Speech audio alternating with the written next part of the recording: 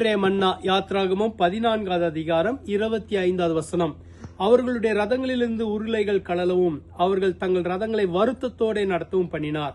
அப்பொழுது எகிப்தியர் இஸ்ரவேலரை விட்டு ஓடிப்போவும் கர்த்தர் அவர்களுக்கு துணை நின்று எகிப்தியருக்கு விரோதமாய் யுத்தம் பண்ணுகிறார் என்றார்கள். நேற்றைய தினத்துல பார்த்த கர்த்தர் மோசையோடு இருப்பேன் என்று சொன்னார். மோசையோடு இருந்த தேவன் என்ன செய்தாராம்? அவர்களுக்கு துணை நின்று அவர்களுக்காக யுத்தம் பண்ணினாராம். இதை பார்த்தது யார்? எகிப்தியர் ராணுவம் பார்த்தது.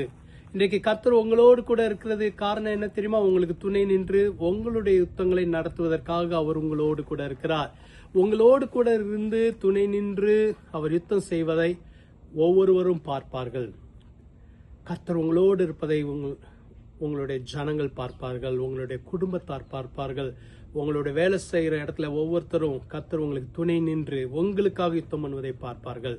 இன்றைக்கு கர்த்தர் உங்களோடு இருப்பதற்கு ஒரு காரணம் என்ன தெரியுமா? உங்களுக்காக யுத்தம் பண்ணுவதற்காக, உங்களுடைய யுத்தங்களை செய்வதற்காக. சோர்ந்து போகாதீங்க, கர்த்தர் உங்களோட இருக்கார். ஜெபிக்கலாமா?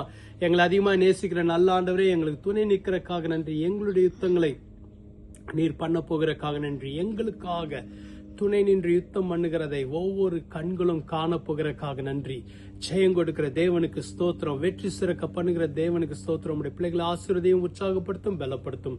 மீட்பர் இயேசுவின் மூலம் ஜெபிக்கிறோம் பிதாவே, ஆமென். கர்த்தர் உங்களை ஆசீர்வதிப்பாராக. ஆமென்.